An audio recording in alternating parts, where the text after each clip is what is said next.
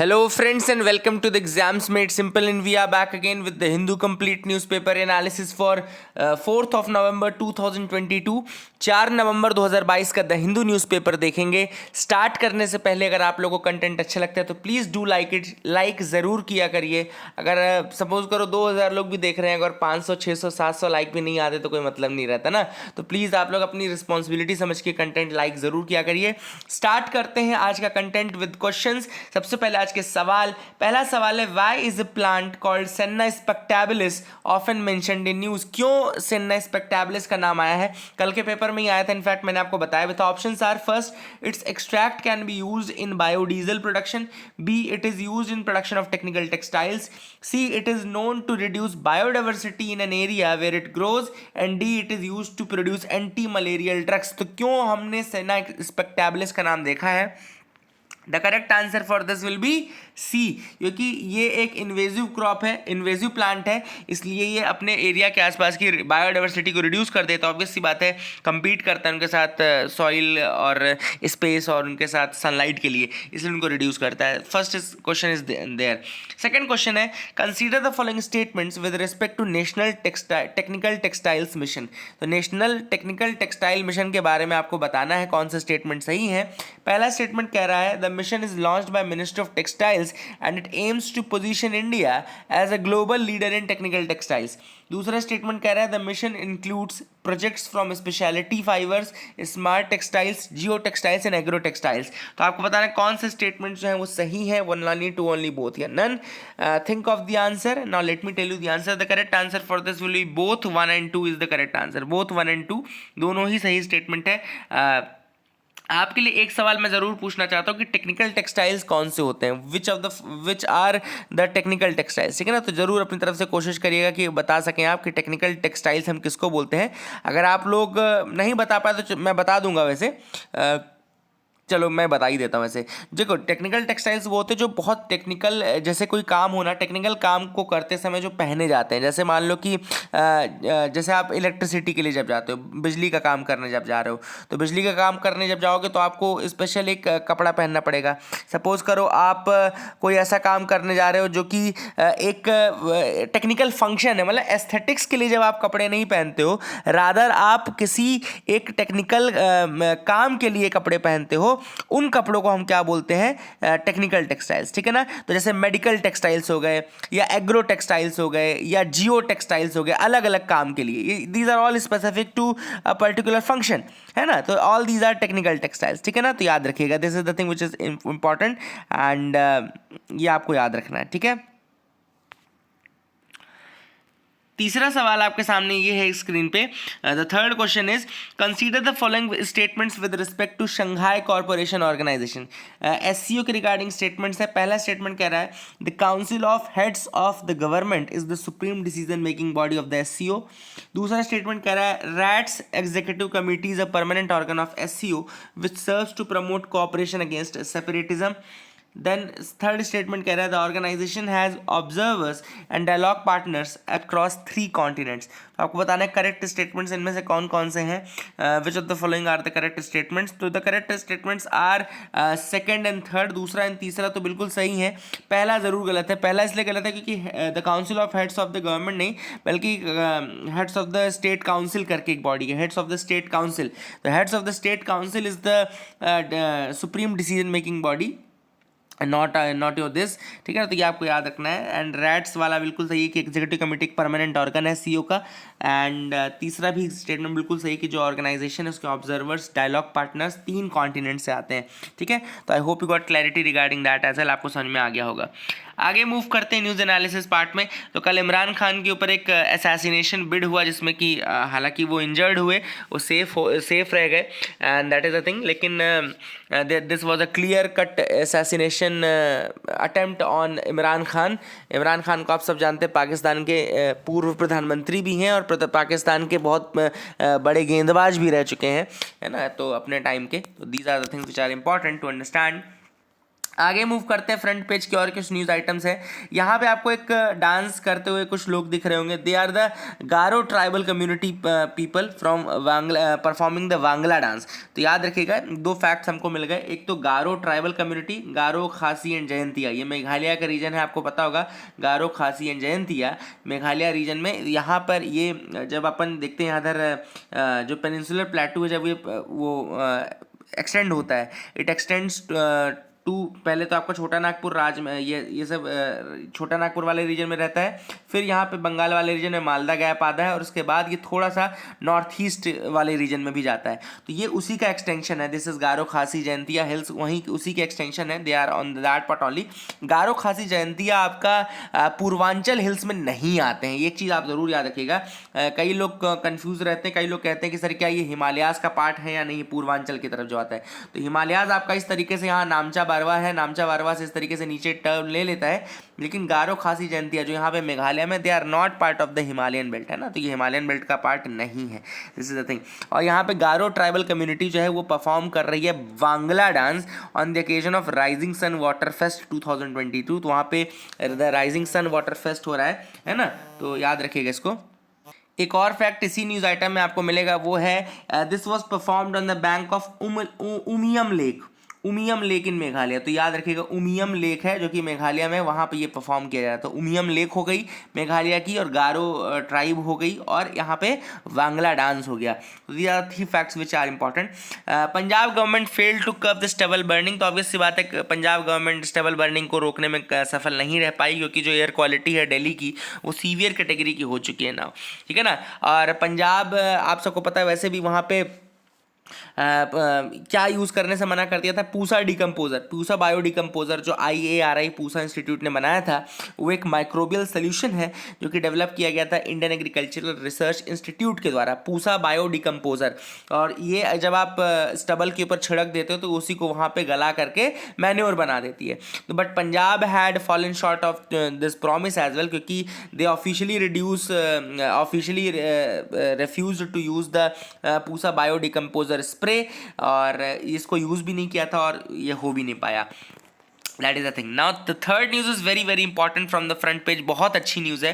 Gold mushroom combo to ease the drug delivery. अब यहाँ पे एक मशरूम और गोल्ड का कॉम्बो बनाया जा रहा है ना, एक तरीके से बायोसिंथेसाइज्ड मटेरियल है ये, बायोसिंथेटिक मटेरियल बोलते हैं इसको। बायोसिंथेटिक क्यों? क्योंकि एक तो सिंथेटिक मटेरियल यूज हो रहा है, और दूसरा बायोलॉजिकल मटेरियल जो ऑब्वियसली ग्रो कर रहा है। तो यहाँ पर ये दोनों का कॉम्बिनेशन यूज किया जाएगा in order to create nano particles, और फिर उनकी मदद से ड्रग डिलीवरी की जाएगी, ठीक है ना। तो गोल्ड मशरूम का कॉम्बो रहेगा, और इसके थ्रू फिर ड्रग डिलीवरी की जाएगी। तो मेडिसिन को डिलीवर करने के लिए यहाँ पे अल्ट्रा माइक्रोस्कोपिक गोल्ड पाउडर, एक तो पहले अल्ट्रा माइक्रोस्कोपिक गोल्ड पाउडर का यूज किया जाएगा, and it will be used by using a super mushroom for greater efficiency. अब ये मशरूम कौन सा है? तो मशरूम का नाम है आपका, let me tell you the name of the mushroom, Cordyceps militaris. याद रखिएगा, कॉर्डिसेप्स मिलिटारिस का यूज किया जाएगा, Cordyceps militaris. And salt gold, salt gold मतलब कि जो बिल्कुल क्रश्ड एकदम अल्ट्रा माइक्रोस्कोपिक गोल्ड पार्टिकल से भी कम साइज के हैं, इसलिए उनको सॉल्ट गोल्ड्स कहा जाता है ना। एंड कॉर्डी गोल्ड नैनो पार्टिकल्स का पूरा नाम रहेगा कॉर्डी गोल्ड नैनो पार्टिकल, क्योंकि गोल्ड तो एक गोल्ड यूज हो ही रहा है, और दूसरा कॉर्डी मिलिटारिस भी यूज, कॉर्डिसेप्स मिलिटारिस भी यूज हो रहा है, इसलिए कॉर्डी गोल्ड नैनो पार्टिकल्स, यानी कि कॉर AUNPS बोलते हैं, कॉर AUNPS, ठीक है ना। तो ये आपको याद रखना है। Now this has been done by the scientist of 4 Indian institutes, and they are doing this, basically they are creating this nano particle biosynthesized material in order to do drug delivery, ठीक है ना। और Cordyceps militaris क्या है? It is a high value parasitic fungus which will be lab grown at the department of technology incubation centre in Bodoland University. उसको वैसे तो वहाँ पे होम ग्रोन किया जाएगा, लैब ग्रोन किया जाएगा, sorry. And it is a high value parasitic fungus. वहीं पे गोल्ड सॉल्ट्स जो है, गोल्ड सॉल्ट्स क्या है? They are ionic chemical compounds of gold generally used in medicine, ठीक है ना। Compounds of gold generally used in medicine, gold salt बोलते हैं इसको। तो gold salt and Cordyceps militaris, इन दोनों का एक जो मिला हुआ रूप रहेगा, that will be used for drug delivery, ठीक है ना। And it is a biosynthesized material, जैसा मैंने आपको बताया, wild Cordyceps mushroom found in the eastern Himalayan belt. तो ये पाई कहाँ जाती है जो कॉर्डिसेप्स मशरूम की variety, it is found in the eastern Himalayan belt there and over 8 years the standardize cultivation of the mushroom with anti microbial, anti diabetic and anti oxidant properties. तो जो ये कॉर्डिसेप्स मिलिटारिस मशरूम है इसके अंदर anti microbial, anti diabetic and anti oxidant properties भी हैं और ये बायोसिंथेसाइज्ड नैनो पार्टिकल है जैसा मैंने आपको कहा। तो इसका यूज अब थेरापेटिक के लिए भी किया जा रहा है, तो that's a very good thing. I hope you got clarity regarding that as well. आपको कुछ अच्छा सीखने को मिला होगा। एक एनआईए कोर्ट का जजमेंट है लेकिन जानना जरूरी है क्योंकि यूपीएससी क्वेश्चन स्टेटमेंट के रूप में पूछ सकता है। तो एनआईए कोर्ट का ये कहना है कि mere possession of the jihadi literature will not be an offence, है ना। Mere possession of jihadi literature can not be termed as an offence. तो ये एक इंपॉर्टेंट चीज़ है जो आपको पता रखनी है क्योंकि ये चीज़ें स्टेटमेंट के रूप में पूछी जा सकती है कि possession, even possession of jihadi literature is an offence. मान लो एक सिंपल स्टेटमेंट इसी तरीके से आ जाए तो वहाँ पे भी अपने को ये सारी चीज़ें समझनी होती हैं कि ये अगर आपको पता नहीं एग्जैक्टली तो आप फिर वहाँ पे गलत कर सकते हैं। तो basically try to know these things, है ना। एंड एनआईए कोर्ट ने कहा कि no mere possession of jihadi literature will not be an offence. तो एक इंपॉर्टेंट चीज़ है। और यूएपीए के केस को देख रहे थे एनआईए कोर्ट वाले, तो उसमें उन्होंने कहा कि नहीं ऐसा नहीं है, mayor possession will not be an offence, ठीक है ना। तो हाँ, आपके अंदर क्या होना चाहिए, आपके अंदर एग्जीक्यूट करने का एक प्लान होना चाहिए। एग्जीक्यूशन मतलब you should also have a proper executing plan कि आप उसको एग्जीक्यूट कैसे करेंगे जो भी उसमें उस लिटरेचर में जो भी लिखा हुआ है। और कुछ ऐसे मटेरियल भी होने चाहिए जो कि दिखाएं कि यू आर कॉल्यूडेड इन दैट, है ना। Just possessing and nothing else can not prove anything, ठीक है ना। तो अगली चीज़ देखते हैं और क्या इंपॉर्टेंट न्यूज़ आर्टिकल्स है। Let's move ahead, you can move ahead with me. देखते हैं और क्या इंपॉर्टेंट न्यूज़ आर्टिकल्स हैं यहाँ पे। Uttar Pradesh to launch a drive to clear encroachment from enemy properties. Enemy properties से इंक्रोचमेंट हटाने के लिए उत्तर प्रदेश ने एक ड्राइव शुरू की है। सबसे पहला सवाल तो आपके दिमाग में आना चाहिए कि एनिमी प्रॉपर्टी होती क्या है। तो देखो हुआ क्या था, 1965 में इंडिया पाकिस्तान के बीच में वॉर हुआ, ठीक है ना। 1971 में इंडिया पाकिस्तान के बीच में वॉर हुआ। सेम 1962 में चाइना के साथ वॉर हुआ। अब देखो इन सब वॉर के बाद होता क्या है, कुछ लोग यहाँ से दूसरी कंट्री चले जाते हैं। फॉर एग्जाम्पल कुछ लोग इंडिया से पाकिस्तान चले गए, ठीक है ना, और वहाँ जा करके बस गए, वहाँ की सिटीजनशिप ले ली, सपोज करो, है ना। तो दोज पीपल वो जब यहाँ से गए तो यहाँ पे उनका कुछ लैंड रहा होगा, कुछ उनका घर रहा होगा मान लो, तो these were termed as the enemy properties, ठीक है ना। तो इनको एनिमी प्रॉपर्टी कहा जाता है क्योंकि हम उनके साथ वॉर में रहे हैं, we have been in war with them, तो हमारे वो एनिमी नेशंस हो गए। अब एनिमी नेशंस अगर आप चले गए तो आप क्या हो गए, एनिमी हो गए, एनिमी प्रॉपर्टी हो गई, है ना।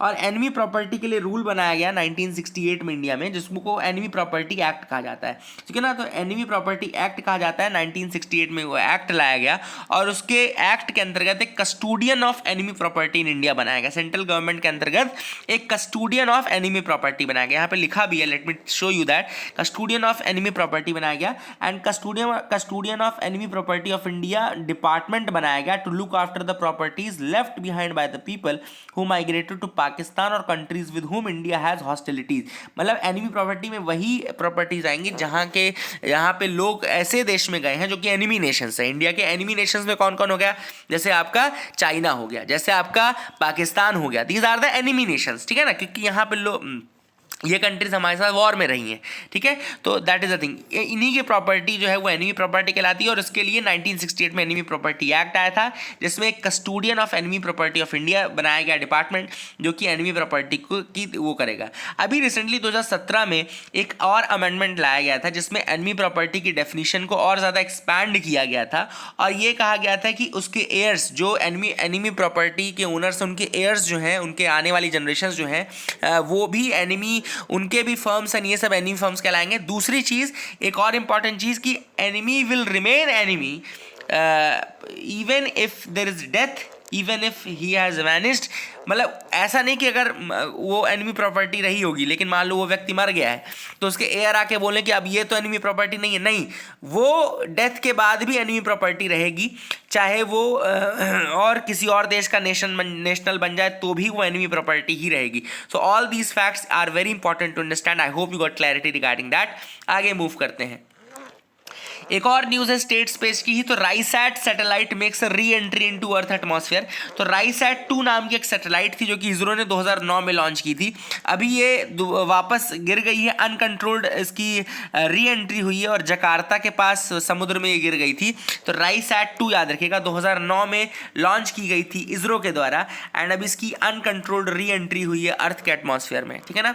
अब इसरो ने कहा बेसिकली कि जो इसकी डेजिग्नेटेड लाइफ थी केवल 4 साल थी, यानी कि 2009 में भेजी गई थी, 2013 तक के लिए इस मिशन को भेजा गया था, बट चूंकि इतने अच्छे से ये मेंटेन्ड थी और ये इतने अच्छे से काम कर रही थी कि ये 13 साल तक काम करती रही, and it has provided useful payload data for 13 years now, and RISAT 2 के बाद यहाँ पे गिरी है ना। And it is further said that Indian systems for safe and sustainable space operations management IS4OM याद रखिएगा। IS4OM क्या है? Indian system for safe and sustainable space operations management, Indian system for safe and sustainable space operations management facility, जो कि स्ट्रैक बेंगलुरु में है, ISTRAC स्ट्रैक Bengaluru में, याद रखिएगा। और ये इंपॉर्टेंट फैक्ट भी है, आपको ये याद रखना है ना। तो I hope you got clarity regarding that as well. आगे मूव करते हैं एक और न्यूज़ आइटम है। सुप्रीम कोर्ट ने कहा है सील्ड कवर ज्यूरिस्प्रूडेंस के ऊपर कि भैया मीडिया वन के ऊपर जो आप बैन लगा रहे हो, आपने बैन लगा दिया, आपने उसको रीज़न नहीं बताया, केवल आपने कह दिया कि नेशनल इंटरेस्ट के कारण आपको बैन किया जा रहा है, तो this is not right. You should have a proper reasoning, and supreme court ने कहा है कि सील्ड कवर ज्यूरिस्प्रूडेंस काम नहीं करेगा हर चीज़ में, है ना। ऐसे तो आप सारे मीडिया हाउसेस को बंद कर दो बिना कोई रीज़न दिए, just by saying that this is the question of national interest. तो सील्ड कवर ज्यूरिस्प्रूडेंस क्या होता है आपको पता होना चाहिए। सुप्रीम कोर्ट ने कहा है कि देखो क्या होता है, कई बार सेंटर जो होती है वो रीज़न या ये सब नहीं बताती है और कहती कि इसके रीज़न इसलिए नहीं बताए जा सकते क्योंकि it is a question of national interest, it is a question of मतलब बहुत सीक्रेसी का क्वेश्चन है, एंड देन वो डायरेक्टली हैंड ओवर करती है एक लिफाफा टू द सुप्रीम कोर्ट जज, है ना, और उनके सामने वो लिफाफा वो खोलते हैं, और वो जो भी सील्ड कवर ज्यूरिस्प्रूडेंस के अंदर रहता है वो कहीं प्रिंट नहीं हो सकता, कहीं छप नहीं सकता। तो इससे क्या है, बहुत ज़्यादा ओपेकनेस आ जाती है प्रोसेस में, प्रोसेस बहुत ज़्यादा ट्रांसपेरेंट नहीं रह जाती है ना। तो सील्ड कवर ज्यूरिस्प्रूडेंस के अगेंस्ट यहाँ पे जस्टिस DY चंद्रचूड़ जी ने यही कहा है कि भाई मीडिया वन के ऊपर बैन लगाया तो ऐसा कौन सा रीज़न था जो आप बता नहीं सकते, व्हाट वाज द रीज़न, है ना। तो और इसीलिए उन्होंने क्वेश्चन किया है सील्ड कवर ज्यूरिस्प्रूडेंस को कि why you didn't tell about the reasons to even the party that has been banned, ठीक है। आगे मूव करते हैं, एडिटोरियल पार्ट में आते हैं। Vanuatu's big plea does little to arrest the climate change. अब आपको पता है कि 27वां COP 27 होने वाला है, शर्मल शेख इजिप्ट में होगा ये, ठीक है ना। अब यहाँ पे एक नई डिमांड कर दी है वनुआतू, जो कि स्मॉल पैसिफिक आइलैंड है। वैसे तो आपको याद रखना कि मेलानेशिया का पार्ट है, अगर आपको मैं शो करना चाहूँ तो let me show you that as well, है ना। लेट मी शो यू, ये आपको दिख रहा होगा माइक्रोनेशिया, पॉलिनेशिया एंड मेलानेशिया, ये पैसिफिक के जो आइलैंड्स हैं। तो पॉलिनेशिया में आपका तुवालू, समोआ, कुक्स, ऑस्ट्रल, कर्माडाक, टोंगा, मर्कीज, यह सब आता है। माइक्रोनेशिया में आपका कैरोलीन, मार्शल, किरिबाती, पालाऊ आता है। माइक्रोनेशिया में क्या आता है, Marshall, Kiribati, Caroline, Palau and Mariana island, ठीक है ना। वही मेलानेशिया में आता है Santa Cruz, Solomon island, Vanuatu, Fiji, New Caledonia, New Guinea, ये सब आपके मेलानेशिया में आते हैं। तो this is the thing which is important.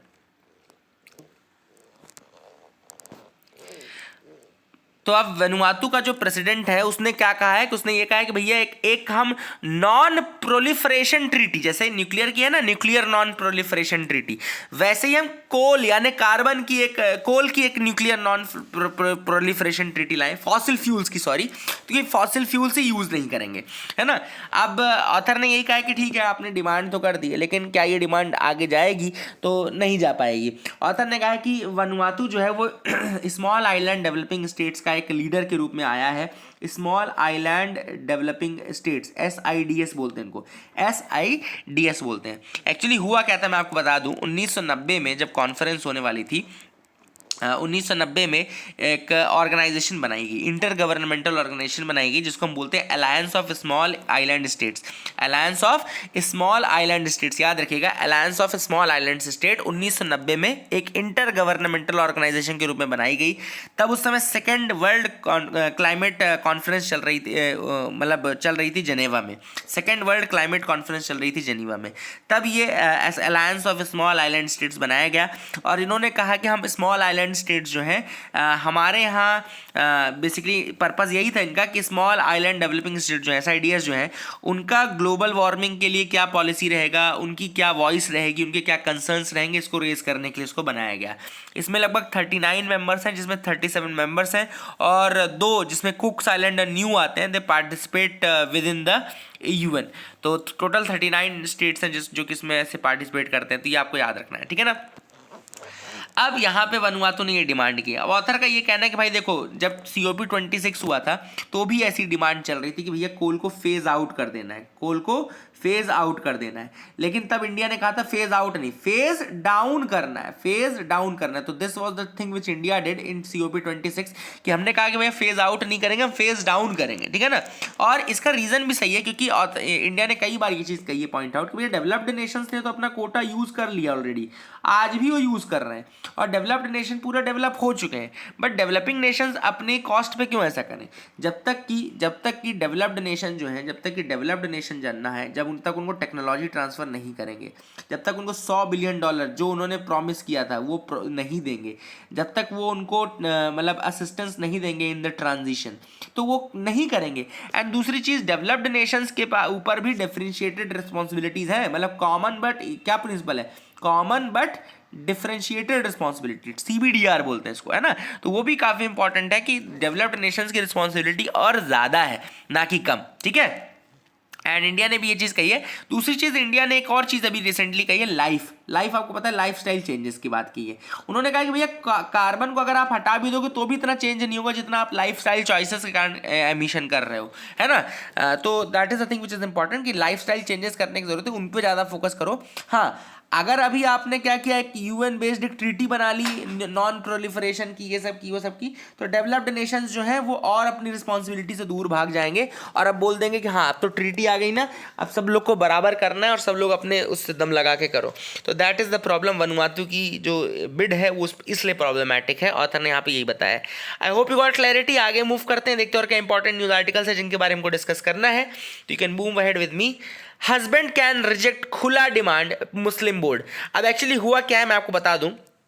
वैसे तो न्यूज़ सुन के आपको समझ में आ गया होगा कि हस्बैंड जो है वो खुला की डिमांड को मना कर सकते हैं। देखो होता क्या है कि यहाँ पे जो मुस्लिम लॉ है उसमें डाइवोर्स लेने के अलग अलग तरीके हैं। तो जैसे हमने ट्रिपल तलाक पहले देखा था, ट्रिपल तलाक जो था या निकाह हलाला, ये सारी चीज़ें हमने जो देखी थी वो थी फ्रॉम द मेल पार्ट, है ना। जो ट्रिपल तलाक था वो मेल 3 बार तलाक तलाक तलाक बोलता है, या फिर हर महीने की एक पहली बार हर महीने में एक दिन तलाक बोले। तो ये सारे अलग अलग मेथड्स हैं, ठीक है। वैसे ही विमेन के पास एक तरीका होता है जिसको हम बोलते हैं खुला तलाक, ठीक है ना। खुला की डिमांड कर सकती है, उसकी मेहर के अमाउंट को रिटर्न करके वो तलाक ले सकती है विमेन, ठीक है ना। तो अब ये खुला की डिमांड के ऊपर अभी रिसेंटली 2-3 दिन पहले ही केरला का हाई कोर्ट का एक जजमेंट आया है, जिसमें केरला हाई कोर्ट ने कहा है कि Muslim women's right to demand termination of marriage in that is the khula demand is not dependent upon the will of the husband. मतलब कि वो हस्बैंड की विल या हस्बैंड के कंसेंट पर डिपेंडेंट नहीं है, बिकॉज ही माइट मे और may not be agreeing to the divorce and therefore it is not based upon the on the whims and fancies of the husband. तो simple सी बात उन्होंने ये कह दिया, है ना। एंड कोर्ट ने कहा कि खुला would be valid if certain conditions are met. अगर कुछ कंडीशंस मीट होती हैं तो खुला की डिमांड वैलिड है। पहली है कि डिक्लेरेशन ऑफ रिपुडिएशन और termination of marriage by the wife. पहले तो वाइफ की तरफ से ये रिपुडिएशन की, टर्मिनेशन की, मैरिज की हो। दूसरा, offer to return the dowry, या जो मेहर की अमाउंट है वो रिटर्न करने की बात हो। एंड तीसरा, an effective attempt of reconciliation what was proceeded. मतलब कि खुला लेने से पहले एक ऑफिशियल रिकंसिलिएशन की एफर्ट आपने की हो। तो ये 3 कंडीशंस अगर पूरी होती हैं तो आप खुला की डिमांड कर सकते हो। Then it is not dependent upon the Muslim man to accept और नॉट। ठीक है ना। अब यहाँ पे मुस्लिम बोर्ड का ये कहना है कि नहीं, हस्बैंड कैन रिजेक्ट खुला डिमांड, ये मुस्लिम बोर्ड का कहना है कि all India Muslim personal law board जो है उसका ये कहना है कि मुस्लिम वुमेन के पास एक यूनिलेटरली ये राइट नहीं है to end the marriage under खुला, और हस्बैंड के पास भी राइट है कि वो एक्सेप्ट या रिजेक्ट कर सकता है खुला की डिमांड को। एंड खुला डिमांड बेसिकली वो रिजेक्ट कर सकता है या एक्सेप्ट कर सकता है, दोनों कर सकता है। हाँ, इसके बाद अगर रिजेक्ट कर देता है हस्बैंड, क्या कह देता है कि नहीं मैं खुला नहीं लूँगा, तो एक और तरीका है फस्ख। फस्ख एक तरीका है। फस्ख में क्या होता है, जुडिशियल डिवोर्स। फस्ख मतलब FASKH, फस्ख यानी कि जुडिशियल डाइवोर्स। तो याद रखिएगा ये कुछ तरीके हैं जो कि आपको बताने थे। आई hope you got clarity regarding that. India will insist on action clear framework at COP27।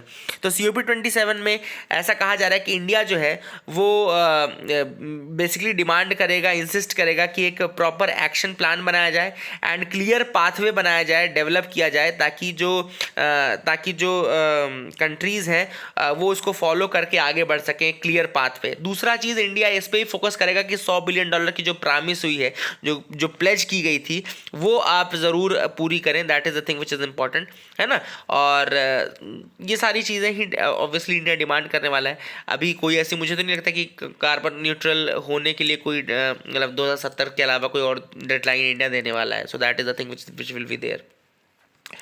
आगे न्यूज़ देखते हैं। यहाँ पे एक इंडेक्स निकाला गया है मिनिस्ट्री ऑफ एजुकेशन के द्वारा। मिनिस्ट्री ऑफ एजुकेशन के इंडेक्स में गुजरात जो है it is now among the top performers in school education. तो कुछ जो टॉप परफॉर्मर्स है स्कूल एजुकेशन के वो हैं गुजरात, राजस्थान एंड आंध्र प्रदेश, एंड इसके अलावा केरला, पंजाब, चंडीगढ़ एंड महाराष्ट्र।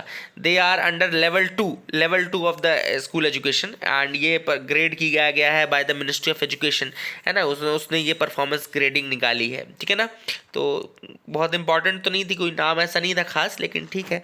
एनीवेज आगे देख लेते हैं यहाँ पे, going beyond the Amur falcons Nagaland to celebrate avian diversity undertakes census. अब यहाँ पे Nagaland which is known for the bird diversity, Nagaland वैसे तो बर्ड डाइवर्सिटी के लिए जाना जाता है, वो पहला एवियन डॉक्यूमेंटेशन कर रहा है, मतलब पहला बर्ड डॉक्यूमेंटेशन कर रहा है, बर्ड्स का डॉक्यूमेंटेशन कर रहा है। And this is for Amur falcons, Amur falcons का है। And the migratory, Amur falcon आपको पता होगा कि एक माइग्रेटरी बर्ड है जो कि ईस्ट एशिया से माइग्रेट करना शुरू करती है टू सदर्न अफ्रीका तक, ठीक है ना। ईस्ट एशिया से सदर्न अफ्रीका तक माइग्रेट करती है, याद रखिएगा। आमूर फैल्कन ईस्ट एशिया से सदर्न अफ्रीका तक माइग्रेट करती है। उसमें बीच में नागालैंड जो है उसका फेवरेट स्पॉट है जहाँ पे वो रहती है। अब यहाँ पे तोखू इमोंग बर्ड काउंट शुरू किया है, ठीक है ना। किसने? नागालैंड ने तोखू इमोंग बर्ड काउंट, TEBC दिख रहा होगा आपको, तोखू इमोंग बर्ड काउंट शुरू किया है नागालैंड ने। And this is the Tokhu festival, जो कि वहाँ पे लोथाज, जो नागा कम्युनिटी है लोथाज, वो सेलिब्रेट करती है। तोखू इमोंग फेस्टिवल है वहाँ पे, लोथाज के द्वारा वो सेलिब्रेट किया जाता है। नागा कम्युनिटी है, it dominates one of the districts of Nagaland, Wokha district. And यहाँ पे ही तोखू इमोंग बर्ड काउंट इन्होंने शुरू किया है। So this is for understanding the avian biodiversity and avian कितना क्या है, ठीक है ना। And it is this TEBC जो Tokhu Emong bird count, it is the first of the initiatives where a community is encouraged to celebrate the festival with birds। ये पहला अपना इंसिडेंट है जो कि जिसमें बर्ड्स के साथ एक कम्युनिटी सेलिब्रेट कर रही है। अगली न्यूज़ है, child welfare police officers a must in all police stations. तो मिनिस्ट्री ऑफ होम अफेयर्स ने क्या कहा है सारे स्टेट्स को, एक्चुअली उन्होंने DGPs को लेटर लिखा जिसमें उन्होंने कहा कि सारे स्टेट्स के जितने भी पुलिस स्टेशन हैं वहाँ पे एक child welfare police officer CWPO होना चाहिए हर पुलिस स्टेशन में, exclusively to deal with children either as victims और एज परपिट्रेटर्स। तो चाहे विक्टिम हो चाहे परपिट्रेटर हो, CWPO यानी कि चाइल्ड वेलफेयर पुलिस ऑफिसर जो रहेगा हर पुलिस स्टेशन में एक्सक्लूसिवली डील करेगा उनके साथ, ठीक है ना। So that is a thing. And ये National Commission for Protection of Child Rights का ही एक एडवाइजरी है जो कि इशू किया गया था, उसके बेसिस पे ही होम मिनिस्ट्री ने ये निकाला है। And the home ministry referred to the juvenile justice care and protection of children act 2015। उसमें भी ये चीज़ कहा गया था कि at least one officer not below the rank of assistant sub inspector should be there in every CWPO। तो assistant ASI यानी कि 1 स्टार रैंक का 1 स्टार विद रिबन ऑफिसर रहेगा, एंड CW उसके नीचे नहीं हो सकता, मतलब ठीक है ना, मतलब कम से कम स्टार तो होना ही चाहिए। एंड CWPO यानी कि ये आपका चाइल्ड वेलफेयर पुलिस ऑफिसर, ठीक है ना, तो ये हर पुलिस स्टेशन में होना चाहिए। That is the thing which is important. इसके अलावा कमीशन ने फर्दर एक और रिक्वेस्ट की कि एक स्पेशल जुवेनाइल पुलिस यूनिट भी होनी चाहिए हर डिस्ट्रिक्ट और सिटी में। स्पेशल जुवेनाइल पुलिस यूनिट जिसको हेड करेगा on officer not below the rank of DSP यानी कि deputy superintendent of police, and इसको स्टैब्लिश किया जाएगा। तो I hope you got clarity regarding all these facts, आपको समझ में आ गया होगा। आपके लिए एक सवाल ये है कि ब्लैक सी के अराउंड कौन कौन सी कंट्रीज हैं जो इसको टच करती हैं, please name them. I hope you will try to answer this. That is it for the day. Keep loving us, keep sharing us. Thank you and have a nice day.